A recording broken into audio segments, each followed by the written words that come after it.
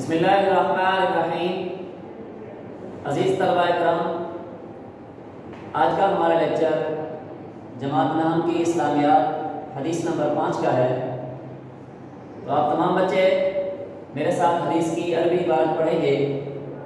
بسم اللہ الرحمن الرحیم۔ لا یؤمن احدکم حتی یکون ہواہ تبعا لما جئت بہ۔ ایک دفعہ پھر میرے ساتھ پڑھیں آپ۔ لا یؤمن احدکم حتی یکون ہواہ تبعا لما جئت بہ۔ ترجمہ: تم میں سے کوئی شخص مومن نہیں ہو سکتا جب تک کہ اس کی خواہش اس تعلیم کے مطابق نہ ہو جائے جو میں لایا ہوں۔ حدیث کی تشریح سے پہلے ہم حدیث کے جو عربی الفاظ ہیں ان کے لفظی معنی کی طرف آتے ہیں۔ سب سے پہلا لفظ لا یؤمن۔ لا یؤمن کا مطلب کوئی مومن نہیں ہو سکتا۔ احدکم، تم میں سے کوئی ایک، حتی یکون، یہاں تک کہ ہو جائے، ہواہ، اس کی خواہش، تابعاً، اس کے تابع، لما جئت بہ، اس کے جو میں لایا ہوں اس کے ساتھ۔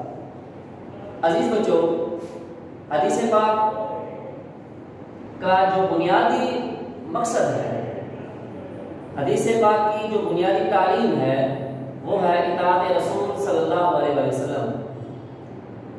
انسان کی فطرت میں نیکی اور بدی دونوں کا شعور رکھا گیا ہے، اس لیے انسان کو چاہیے کہ وہ اپنے ارادے اور اختیار کے باوجود کہ وہ گناہ کر سکتا ہے، وہ برائی کے کام تک پہنچ سکتا ہے، اس کے باوجود وہ گناہوں سے بچ جاتا ہے۔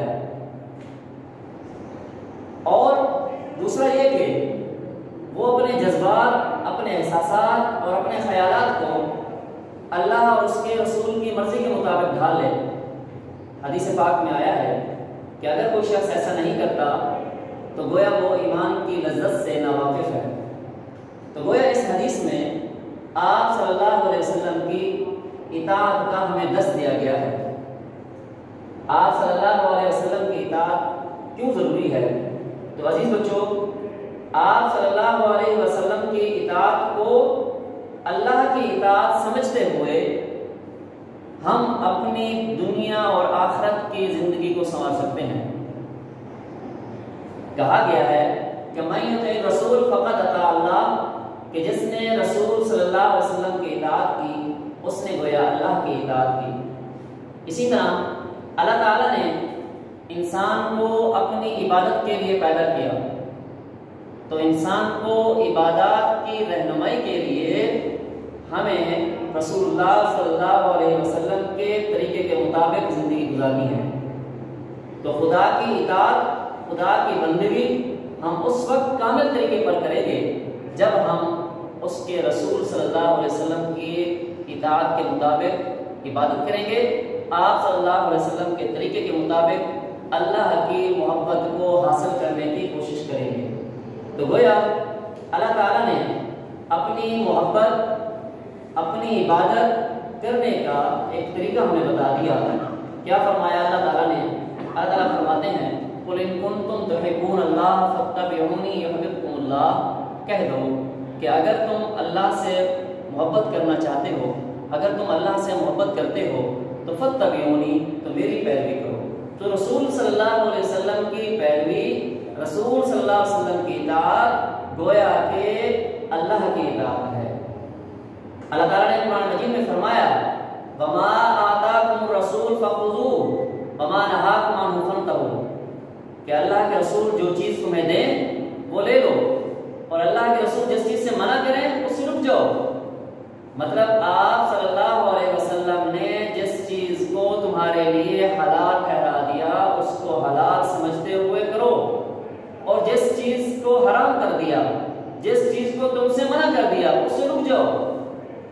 تو گویا آپ صلی اللہ علیہ وسلم کے فیصلوں پر ہمیں اپنا اختیار نہیں کرنا۔ سورۃ الاحزاب میں اللہ تعالیٰ نے فرمایا وَمَا كَانَ لِمُؤْمِنٍ وَلَا مُؤْمِنَةٍ إِذَا قَضَى اللَّهُ وَرَسُولُهُ أَمْرًا أَن يَكُونَ لَهُمُ الْخِيَرَةُ کہ کسی مومن مرد اور مومن عورت کے لیے یہ ضروری نہیں ہے کہ اللہ اور اس کے رسول صلی اللہ علیہ وسلم کوئی فیصلہ کریں اور اس کے اندر وہ اپنا کچھ اختیار سمجھیں۔ تو گویا اللہ کے رسول صلی اللہ علیہ وسلم کی اطاعت ہمیں کسی چیز کے ساتھ مشروط نہیں کرنی۔ تو آپ صلی اللہ علیہ وسلم نے خود اپنے بارے میں بھی فرمایا کہ تم میں سے کوئی شخص اس وقت تک کامل مومن نہیں ہو سکتا جب تک کہ میں اسے اس کے والدین، اس کی اولاد اور تمام لوگوں سے زیادہ محبوب نہ ہو۔ تو گویا تمام رشتے ناتوں سے زیادہ محبت ہمیں کس سے کرنی ہے؟ اللہ کے رسول صلی اللہ علیہ وسلم سے کرنی ہے۔ اور یہ محبت ہم کیسے کریں گے؟ اس کا اظہار ہم کیسے کریں گے؟ آپ صلی اللہ علیہ وسلم کے فرامین پر عمل کر کے۔ تو عزیز بچوں، آپ صلی اللہ علیہ وسلم کی ایک اور چھوٹی سی حدیث میں آپ کے سامنے بیان کرتا ہوں کہ آپ صلی اللہ علیہ وسلم نے فرمایا، جس نے میری سنت سے محبت کی اس نے مجھ سے محبت کی۔ سنت آپ کا طریقہ، مطلب آپ کی جس نے اطاعت کی، آپ نے فرمایا اس شخص نے مجھ سے محبت کی۔ تو دعا ہے اللہ تعالیٰ ہم سب کو آپ صلی اللہ علیہ وسلم کی سچی محبت اور اطاعت کرنے والا بنائے اور ہمیں اس حدیث پاک کے مطابق اپنی زندگی کو گزارنے کی توفیق عطا فرمائے۔ اللہ تعالیٰ ہم سب کا حامی و ناصر ہو۔